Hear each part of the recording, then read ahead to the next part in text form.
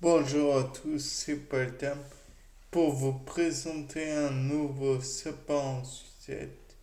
Et là, dans le cas présent, je viens de me demander quelles conditions vous pouvez favoriser la construction d'un nid d'oiseau. Et donc, là, je me suis dit, bah, le bois doit être capable de s'assembler à d'autres morceaux de bois sans problème et en même temps ne pas pourrir.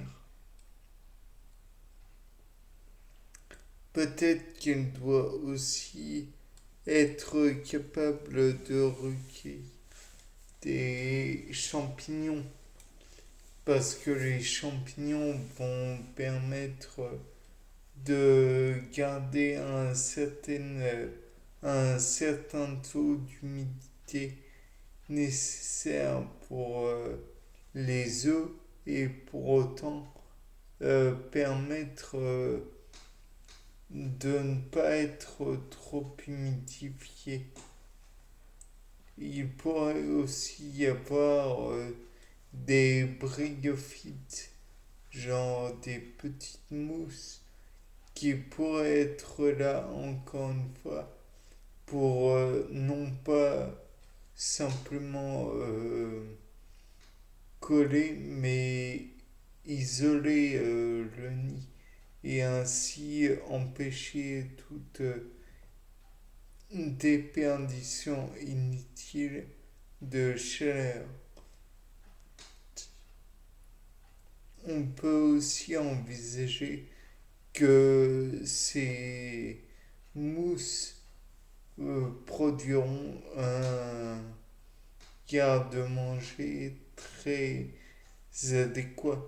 En effet, bon nombre d'insectes vont être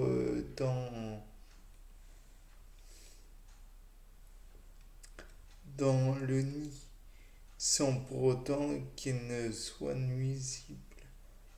Et donc comme l'oiseau devra passer son temps à couver les œufs, il ne pourra peut-être pas aller se nourrir, aller chasser des insectes, aller chercher d'autres sources de nutriments. Bien sûr, on peut envisager aussi le fait que ce nid devra être un lieu invisible aux prédateurs. C'est-à-dire que le camouflage devra être adéquat. Si le nid contient des couleurs chatoyantes, il est certain qu'il se fera repérer par le premier prédateur venu. Et donc, il est certain que ce nid sera attaqué par ceci. Il est possible aussi que le nid puisse contenir par la suite des excréments d'oiseaux. Et donc, comme tous les fesses, je présume, à partir du moment où il n'est pas dépourvu de bactéries, il y a risque de pourriture et il est envisageable que cela pourrisse donc et donc il faudrait des peut-être d'autres champignons qui eux possèdent un côté antibiotique presque afin de tuer les bactéries. Et on peut supposer aussi que les brindilles qui vont être employées ou même le feuillage qui pourrait permettre le camouflage, soit d'une plante qui favorise la sepsie, l'antisepsie plutôt.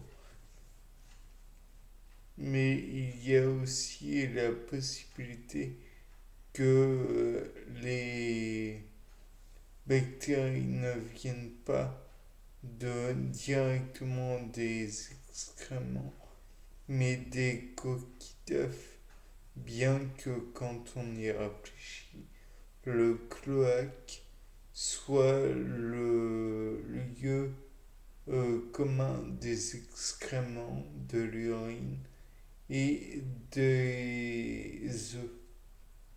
Donc il peut y avoir les trois en même temps. Bon appétit. Mais là, de ce fait, il est possible aussi que le mélange de tout cela développe des bactéries,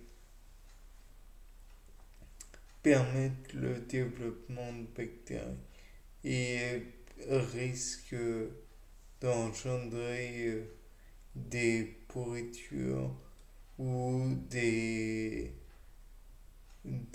comment dire, des éléments malsains pour les eaux. Bien que quand on y réfléchit, il est possible aussi, mais bien que peu vraisemblable, que ces pourritures produisent de, de la chaleur, puisque les bactéries vont décomposer la matière organique qui leur est offerte et elles vont donc décomposer le bois, la cellulose même du bois, les excréments et j'en passe. Tout cela pour dire que à la fin, euh, ces œufs auront beau être couvés aussi par leur mère, ils vont recevoir un genre de chauffage bactérien.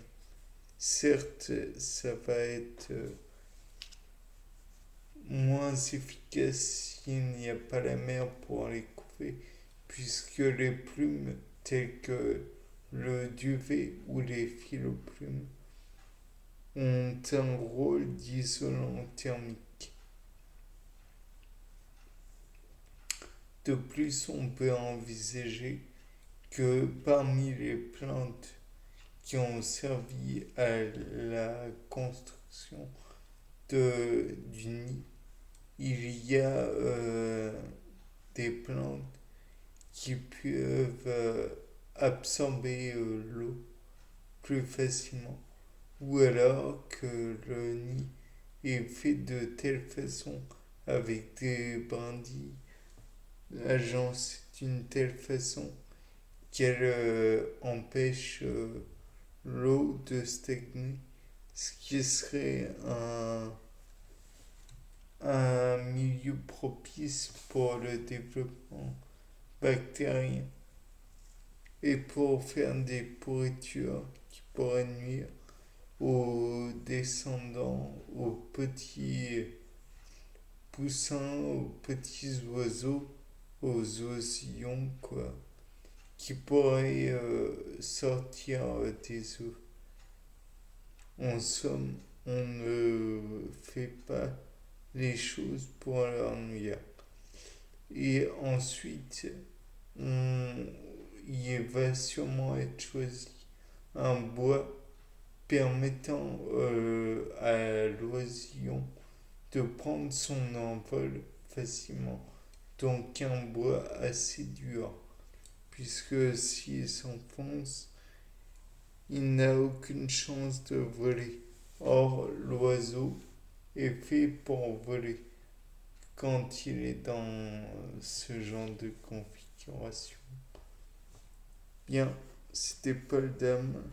Au revoir pour ce parent. Je recommence. Au revoir, c'était Paul Dame. Et merci d'avoir écouté ce sapin succès.